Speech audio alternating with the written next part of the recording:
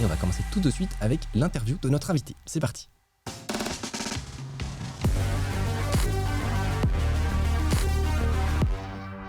Luc Julia, donc, tu es un expert français reconnu en intelligence artificielle. J'ai appris que tu étais même le 22e français le plus influent dans le classement de Vanity Fair. J'imagine que je te l'apprends pas. C'est excitant. C'est incroyable. Et donc c'était en 2018. Donc on le disait en intro, tu as travaillé notamment sur Siri. Et j'espère que tu m'en voudras pas, mais je pouvais pas m'empêcher, en première question, de te demander pourquoi est-ce que Siri est si stupide. Parce que, contrairement à ce que les gens croient, c'est pas de l'intelligence artificielle, c'est de la stupidité artificielle.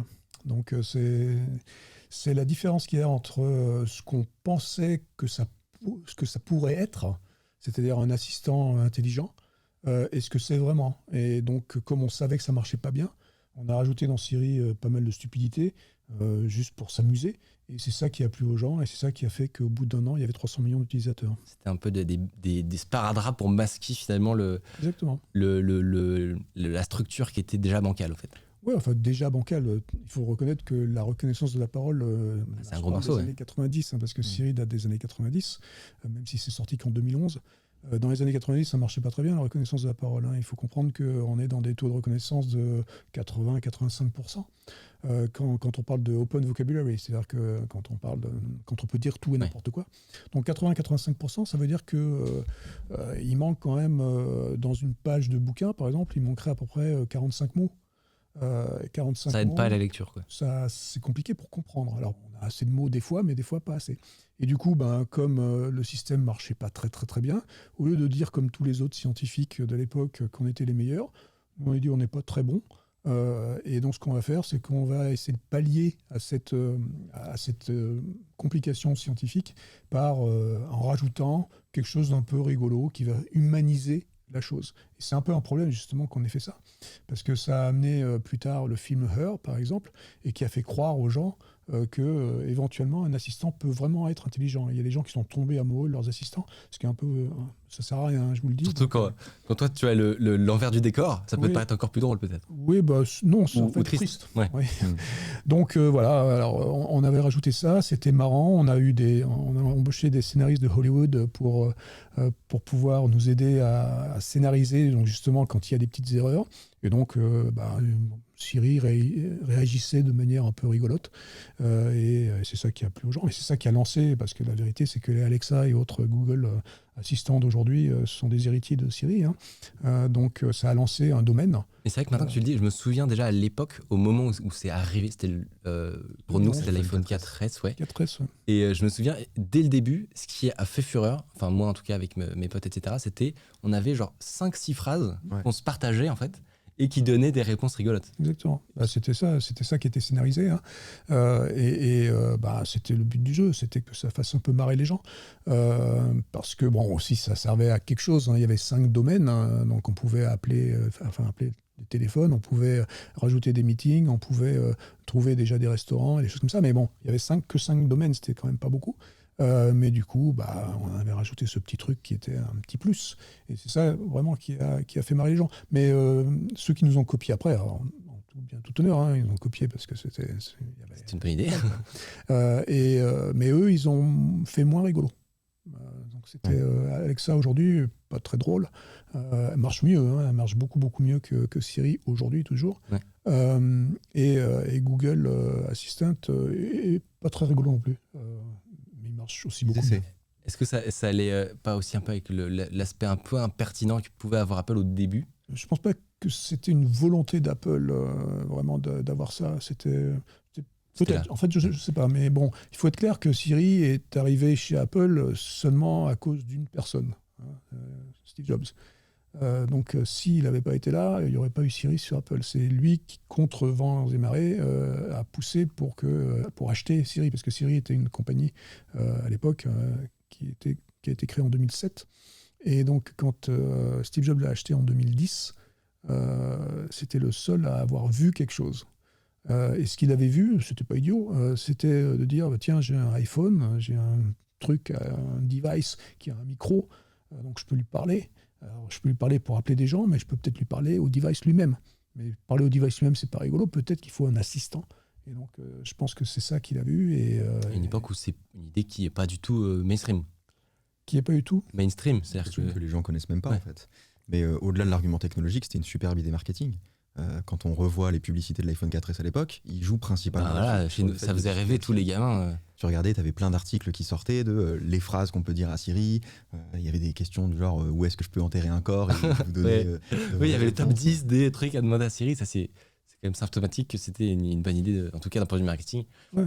Comment toi, tu t'es retrouvé. Comment on se retrouve à bosser sur Siri en fait. Bon, il faut reprendre un peu l'histoire, donc il faut rewind 14 ans, d'accord, 1997 avec Adam Shire. On est tous les deux, on est des chercheurs en informatique.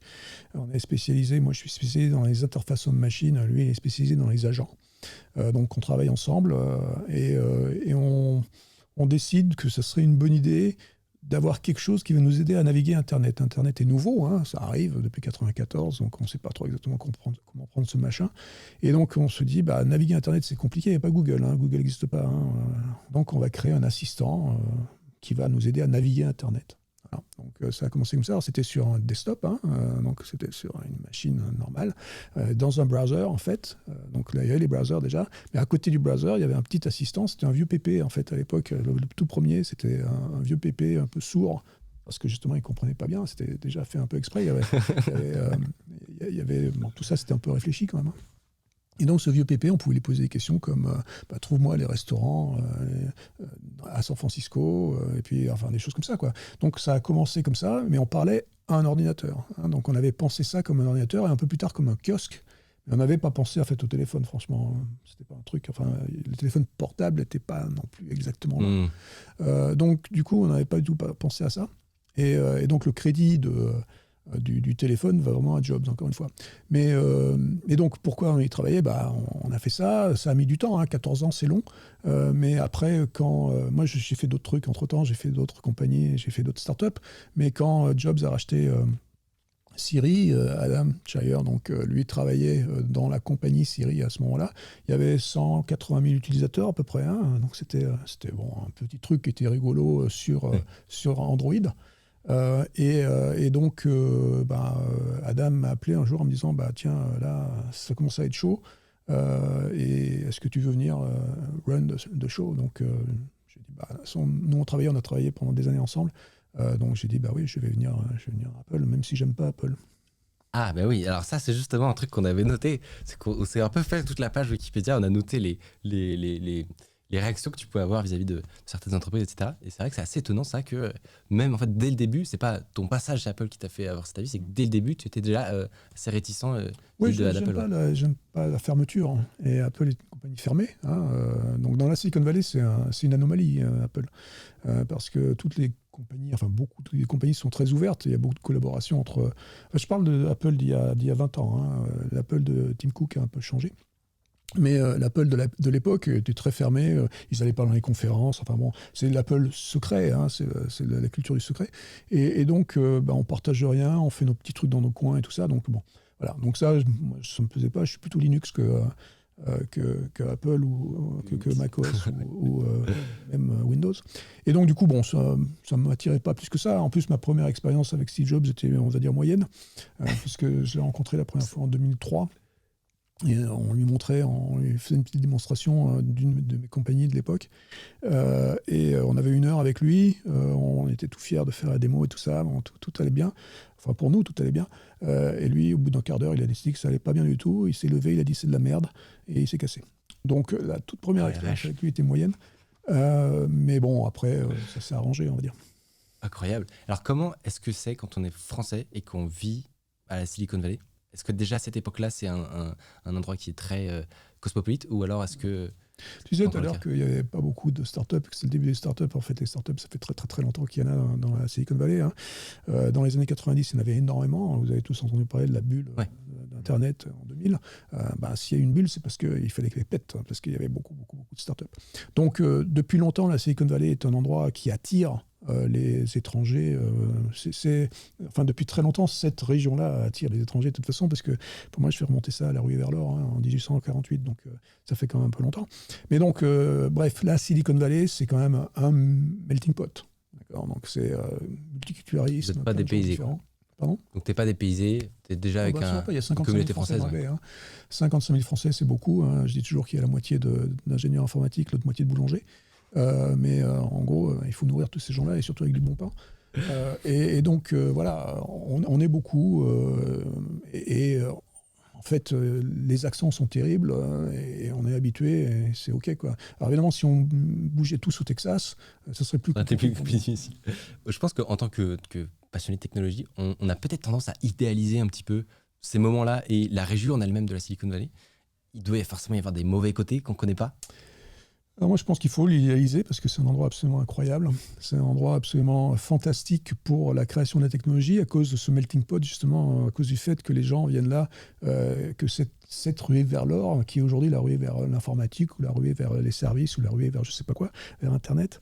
Mais je pense qu'il faut continuer à l'idéaliser parce qu'il y a toujours un esprit absolument extraordinaire de partage en dehors d'Apple. Toutes les autres compagnies ont cet esprit de partage. Alors on va pas partager des secrets industriels, c'est pas ce que je veux dire, mais on est là pour faire avancer le schmilblick. D'accord, quel que soit le machin, il y a des discussions tout le temps sans fin. Enfin, c'est pour ça c'est assez extraordinaire. Et donc, pour moi, c'est toujours un endroit qui est comme ça.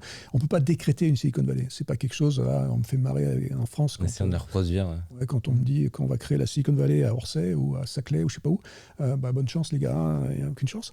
Mais voilà, donc ça ne se crée pas. C'est un esprit, c'est un fluide, c'est quelque chose, je ne peux pas l'expliquer, mais c'est extraordinaire. Et en plus, il fait beau.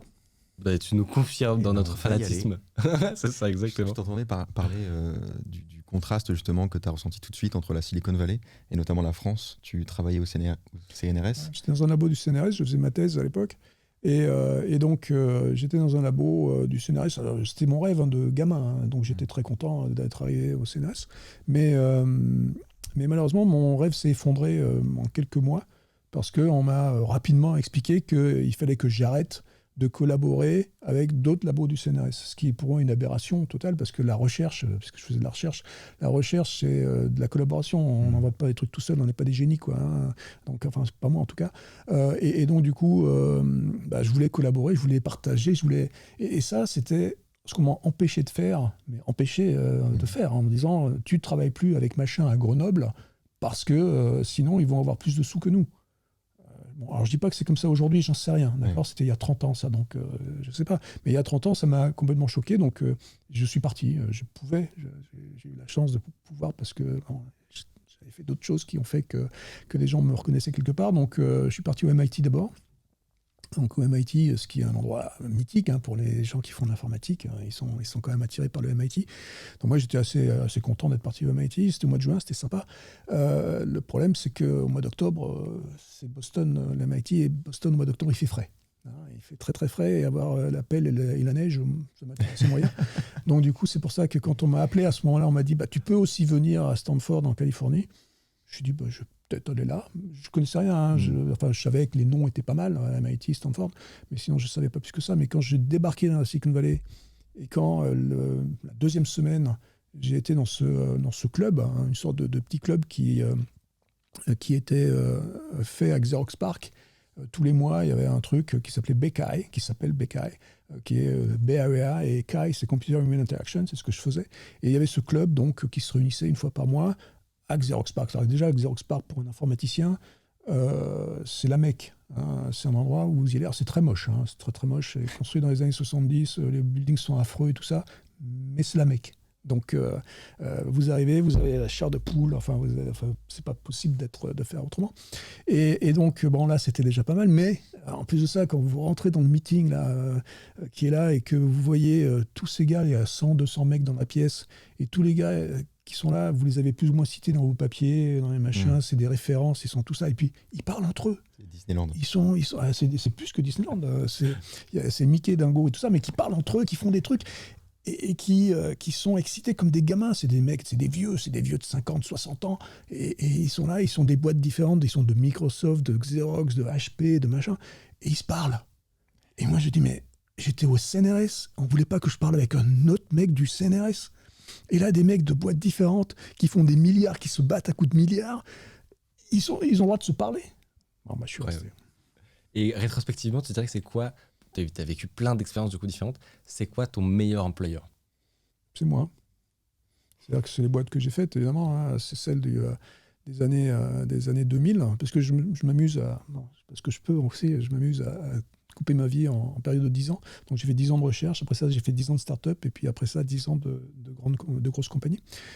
Et donc mes start-up, c'était le truc plus rigolo. Alors en même temps, c'était le meilleur employeur, parce que c'était nous, donc on faisait ce qu'on voulait, donc ça c'était sympa.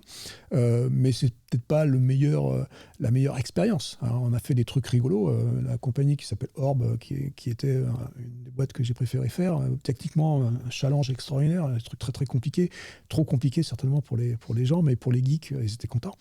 Mais c'était vraiment super. C'était vraiment une super expérience, mais compliqué pour avoir des sous, pour machin. Enfin, on avait quand même 13 millions d'utilisateurs, hein, donc c'était pas trop mal. Mais après, quand on passe dans les grosses compagnies et que HP, la première, HP c'est une compagnie fantastique, c'est un des berceaux de la Silicon Valley. Là, on fait un machin avec la puissance marketing du truc. On se retrouve à vendre la première année 80 millions d'unités d'un truc qu'on a fait. Je veux dire, c'est pas les mêmes échelles. Et puis après, Apple, 300 millions. Et puis après, Samsung, 1 milliard. Enfin bon, c'est du grand n'importe quoi. Donc, mais du coup, j'ai toutes les grosses boîtes que j'ai fait après, donc HP, Apple et Samsung, les trois, je me suis bien amusé. Avec leurs avantages du coup. Et donc, maintenant que ça fait quand même un certain temps que tu y es, tu dois, je pense, un peu sentir des choses que nous, on ne voit pas ici. Et tu dirais que c'est quoi parmi les GAFAM et autres, hein, je crois qu'ils disent FANG en anglais, pour les boîtes hype. C'est quoi la boîte qui, tu dirais, le plus la cote chez les développeurs? Chez qui tout le monde veut aller? Pas les GAFAM. Là, ils n'ont plus la cote du tout. Hein. Google, depuis un petit peu de temps déjà, ils ont un peu baissé de régime. Et, bon, ils ont des petites casseroles, des machins. Bon, Facebook, j'en parle même pas. Amazon, compliqué aussi. Amazon dans la vallée est assez rigolote. En fait, il y a un scoop que je vais vous donner ici parce que je pense que je n'ai pas dit encore beaucoup. J'ai travaillé à Amazon pendant 4 semaines. C'est express. Donc, c'était très express. Plus que Boston. C'était pour m'amuser. Un petit peu plus. Alors c'est un truc qui est rigolo en fait, Amazon, parce que c'est une boîte qui fait tout pour ses clients. Donc elle est absolument extraordinaire pour ses clients, mais elle fait pas tout pour ses employés. Et ça, c'était pour moi un choc, parce que dans la Silicon Valley, c'est quand même l'endroit pour les ingénieurs, pour les développeurs, c'est l'endroit des perks. Ce qu'on appelle les perks, c'est on a tout les avantages, tout le temps, les avantages, des trucs incroyables, des trucs débiles, hein, des trucs, je sais pas, vous amenez votre sac de linge sale le matin, vous repartez le soir avec les trucs repassés, pliés, machin, enfin bon, laver, plier, quoi. C'est débile, mais c'est pratique. C'est super pratique, mais bon. C'est pas encore proposé à la capsule pour l'instant, mais on va y réfléchir. Mais voilà, donc il y a plein de perks comme ça tout le temps, et je crois que Amazon, c'est la compagnie qui a le moins de perks du monde. Donc un truc, par exemple, que moi, depuis 30 ans, j'ai dans toutes les compagnies dans lesquelles j'ai été, c'est free lunch. C'est le truc le minimum, quoi. On nous donne à bouffer parce qu'on est là pendant quand même 12 heures par jour, donc on nous donne à bouffer à midi. Amazon, chez Amazon, non. Dans Amazon, vous payez à bouffer et en plus c'est dégueulasse. Donc ça, c'est pas mal. C'est les radins de la région. C'est des radins extraordinaires, c'est absolument fabuleux. Et un autre truc aussi, alors tout le monde a des Tesla évidemment dans la Silicon Valley, on a tous des Tesla. Donc à Palo Alto, je pense que c'est l'endroit où ils ont vendu toutes les Tesla qu'ils avaient. Et donc ça veut dire quoi? Ça veut dire que tous, quand on va au travail, on y va pour brancher sa voiture. Parce que donc tout le monde branche sa voiture gratuitement. Sauf Amazon. Amazon, ils font payer pour faire charger ta voiture. Et du coup, au bout d'un mois, t'en as eu marre, t'as dit c'est pas pour ça que j'en ai eu marre, mais ça m'a fait quand même marrer. Il y avait d'autres problèmes qui étaient que c'était le management pour moi était absolument incroyable. Mais voilà, donc ça m'a bien amusé de pouvoir comparer. Et c'était dans ma quête de faire tous les GAFAM en fait, hein, parce que je me suis un peu challenge. Donc j'ai travaillé un peu pour Google aussi, mais en contrat. Comme ça quand j'ai quitté Samsung et puis le seul que j'ai pas fait que je ferai jamais sauf le 1er avril dernier j'avais annoncé que j'arrivais chez Facebook, j'ai envoyé ça il y a une levée de bouclier. Il y a 250 personnes à qui j'ai envoyé, il y en a 92% qui m'ont cru. Et ça m'a beaucoup embêté parce que vu comment je parle de Facebook depuis tout le temps, ça m'a quand même étonné qu'il y ait 92% des gens à qui j'ai envoyé ça qui aient cru que j'allais travailler chez Facebook. Tu as aussi écrit un bouquin qui s'appelle « L'intelligence artificielle n'existe pas ». Je dirais que c'est presque aussi putaclic que mes titres de vidéos YouTube, et c'est pas peu dire. Est-ce que c'est osé pour un chercheur en IA quand même? Bah ouais, parce que j'en ai marre. J'en ai marre qu'on raconte n'importe quoi sur l'IA. C'est ça le problème. Le problème, c'est que l'intelligence artificielle qui n'existe pas, c'est celle dont on nous parle. En général, dans les médias. Celle qui faisait les titres, je dois dire, et j'espère que c'est grâce à mon bouquin, que ça va un peu mieux. D'accord. Je dois dire que on n'a plus ces gros titres qui disent l'IA va nous tuer, l'IA va nous remplacer, ou l'IA tomber amoureux de vos IA, machin. Donc, il n'y a plus ça, donc ça a commencé à se calmer un peu, mais c'était ce que j'appelais l'intelligence artificielle de Hollywood, d'accord, celle des films, d'accord, celle de la science-fiction. Donc celle-là, effectivement, elle n'existe pas, et elle n'existera jamais. Hein. C'est l'IA, ce qu'on appelle en anglais le AGI, le Artificial General Intelligence. Donc celle-là, elle n'existera jamais, c'est pas possible. Il ne peut pas y avoir d'intelligence artificielle qui soit aussi intelligente que nous. Pas possible. Ce sera que des IA spécialisées du coup. Voilà, du coup, j'aime bien décrire l'IA comme... alors, si je parle d'une IA, je vais parler d'une IA comme une boîte à outils. Une boîte à outils dans laquelle il y a plein d'outils. Et donc, les outils, par définition, ils servent à quelque chose. Et les outils sont, par définition, très spécialisés. Marteau, tournevis, pince. Voilà. Et donc, c'est ça, les IA. Donc, elles sont très, très spécialisées. Elles font des trucs mieux que nous, par définition, parce que c'est un outil. Mais elles les font d'une manière très, très spéciale et spécialisée. On s'est aussi amusé à lire, donc, je te disais, ta fiche Wikipédia. Donc, on est tombé sur le truc d'Apple dont on a parlé tout à l'heure. On est aussi tombé sur le pourquoi quand tu étais chez Samsung, tu as dit, devant le refus du groupe, il démissionne, mais est rapidement réembauché. On a l'impression que tu n'hésites pas à monter la voie. C'est-à-dire que j'ai la chance de pouvoir faire ce que je veux depuis très très longtemps. Donc, quand il y a quelque chose qui ne me plaît pas, je ne le fais pas. Donc là, en l'occurrence, il y avait un projet auquel je croyais vraiment. On avait travaillé pendant 3-4 ans avec une soixantaine d'ingénieurs, donc c'était quand même un gros projet. Et on pensait que c'était un truc génial, évidemment. Et moi, je présentais ça à Samsung tout le temps, et puis j'attendais que ça aille en production. Et un jour, on m'a expliqué que ça n'irait pas en production. Donc j'ai dit, c'est dommage. Donc, la première chose que j'ai faite, c'est que j'ai déménagé. J'ai été vivre à Séoul. J'ai pris un appartement à Séoul et j'ai été vivre à Séoul. Et tous les jours, j'allais à la porte des chefs de Samsung. Et donc, j'ai vécu en Corée en hiver pendant 6 mois. À toquer à la porte. Ah non, mais tous les matins, j'allais les faire chier pour fou. Dire, les gars, il faut prendre le truc, il n'y a pas de raison. Ils l'ont pris au bout de 6 mois. Mais je veux dire que ça m'a fatigué d'être pendant 6 mois à Séoul. Donc, juste après, j'ai démissionné. Voilà, donc j'ai dit, c'est bien, vous l'avez pris, je suis content, mais moi, je n'ai pas trop aimé le fait d'aller passer 6 mois. Tu as été réembauché après? Alors, il y avait mon président, le président de Samsung, qui m'appelait régulièrement après que j'ai démissionné. Mais c'est là où j'ai fait ma petite incartade, donc chez pas Facebook, pardon, mais chez Amazon. Et c'est là aussi où j'ai écrit mon bouquin. Donc j'en profitais, j'ai pris quelques mois pour écrire ce bouquin, parce que je ne suis pas un écrivain. Hein. Donc j'ai pris quelques mois, et du coup, j'ai pris quelques mois de tranquillité. On va dire. Et puis il m'appelait, et au bout d'un moment, j'ai dit, ok, j'ai vu comment c'était à Amazon, donc tout compte fait. Je pense que finalement, c'est pas mal Samsung. Puis tu n'avais plus de linge propre, en fait, au bout de voilà, Amazon. C'est ça le problème. Il fallait y retourner. Donc je suis retourné avec de nouvelles conditions, on va dire. Et une des conditions, c'était d'ouvrir un labo ici à Paris. Et donc, c'est ce qu'on a fait. On a ouvert un gros labo à Paris qui a pas mal marché, qui était sympa. Incroyable. Et alors, aujourd'hui, tu travailles chez Renault. Qu'est-ce qui t'a convaincu de revenir à la mère patrie? Qu'est-ce qui m'a convaincu? En fait, je suis français, franchouillard de base, hein, quand même. Ça fait depuis 30 ans, je suis là-bas, mais tous les mois, je reviens de toute façon. Et je suis toujours revenu depuis 30 ans, au moins une semaine par mois, juste pour bouffer du saucisson. C'est un argument tout à fait recevable. Ouais, ça fait beaucoup d'avions quand même. Ouais, c'est pas bon pour mon bilan carbone, mais bon. Au kilomètre. Combien de saucissons au kilomètre? Non, mais l'argument est bon. Le saucisson, c'est important. Et donc, du coup, ça, ça veut dire juste que je suis bien français. Et surtout, la vérité, c'est que, comme j'ai dit, j'avais mes périodes de 10 ans. J'avais fini ma période de 10 ans dans les grosses boîtes américaines, dans ma tête en tout cas. Et je me suis dit, qu'est-ce que je vais faire après? Alors, je sais que je peux prendre ma retraite, ça je le sais. Donc, du coup, je vais rendre quelque chose à la France. Ça fait grandiose comme ça. Mais c'est vraiment ce que je pense, en fait. Et je pense que l'expérience que j'ai acquise pendant ces 30 ans, elle peut servir à quelqu'un. Et en l'occurrence, l'industrie automobile m'attire depuis tout le temps. Un de mes premiers brevets en 1996, c'était la voiture intelligente. Et donc, je pense qu'on peut faire des trucs sympas. Évidemment, comme je disais tout à l'heure, on a des modèles là-bas dans la Silicon Valley qui sont intéressants, avec Tesla, Lucid, des choses comme ça. Et donc, les vieilles compagnies automobiles, celles qui ont plus de 100 ans, comme les Renault et autres, peuvent avoir besoin de cette vision un peu disruptive de ce qui se passe dans la vallée. Toi qui donc es ingénieur en intelligence artificielle, tu dirais que c'est quoi aujourd'hui la meilleure façon de faire un peu les métiers que tu as fait? Faire des maths. J'ai une mauvaise nouvelle. C'est faire des maths. Ouais, non, c'est... Plus personne dans le chat. Bon, déjà, il faut être passionné.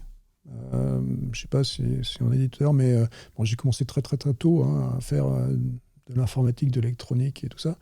Donc c'est une passion, ça c'est clair. J'ai tripoté, j'ai bidouillé, j'ai piraté, j'ai fait tout ce qu'il fallait faire. Et après, j'ai fait des études. C'est ces études-là que je trouve intéressantes parce que on est les meilleurs en maths en France, dans le monde. Il faut juste le réaliser. On ne se rend pas compte parce qu'on aime bien se flageller en permanence et se dire qu'on est nul. D'accord ? On est les meilleurs. On a des problèmes certainement dans notre système éducatif. On laisse sur le côté beaucoup de gens et beaucoup trop de gens. Bon, je pense que c'est vrai. Mais ceux qui passent, d'accord, ceux qui passent, qui sont les élites, on va dire ça comme ça, on est les meilleurs en maths du monde. Et c'est pour ça d'ailleurs qu'on est les meilleurs en IA du monde. Parce que l'IA, c'est des maths. C'est motivant quand on est français, du coup. C'est motivant, mais c'est surtout vrai. Par contre, ce que je vais recommander, et qui est peut-être contre-intuitif, c'est de ne pas apprendre un langage informatique. Parce que ça ne sert à rien. Parce que les langages informatiques, ils changent tous les 2, 3, 5 ans. D'accord ? Par contre, apprendre la structure de langage, comprendre comment ça marche, apprendre un peu le dessous, les architectures, ça c'est intéressant. Apprendre un langage, ça ne sert à rien, parce qu'un langage, il va y avoir 100 mots dedans, ou peut-être 200 un jour. Et c'est tout. Et ça, c'est super facile à apprendre. En fait, c'est pas un objectif d'apprendre un langage, mais ça va être une des étapes finalement sur le chemin. On le fera le jour où on aura à faire quelque chose. D'accord ? Donc, ça ne sert à rien d'apprendre un langage à l'école. Moi, j'ai appris le Pascal à l'école. Je pense que je n'ai jamais programmé en Pascal. J'ai appris le Fortran à l'école. Je n'ai jamais programmé en Fortran. C'est ma vie. Mais alors, est-ce que peut-être, moi, je me remets dans mes années d'études, je suis entièrement d'accord que les langages qu'on étudie, même à l'université, sont pas forcément ceux qu'on va utiliser dans la vie. Mais il y a quand même ce côté de manipuler les choses et donc d'avoir entre guillemets, de travailler sur un vrai langage, de voir le résultat et d'avoir cette gamification qui se crée. Mais ça, je suis complètement d'accord. Je ne dis pas qu'il ne faut pas travailler. C'est-à-dire qu'au moment où il faut faire des projets, évidemment, le projet, je vais le faire en quelque chose. Mais le quelque chose n'a pas d'importance. Ce qui est important, c'est de comprendre ce qu'on est en train de faire. Donc, évidemment, quand on va me dire, si je fais un projet et j'ai que appris le Lisp, je vais le faire en Lisp, d'accord, pourquoi pas. Mais bon, je conseille plutôt d'essayer, quand on va me dire, fais un projet, va plutôt faire ton projet dans le langage dernier qui est à la mode en ce moment. D'accord ? Donc, aujourd'hui, ce serait, je sais pas, je sais même plus. Merci.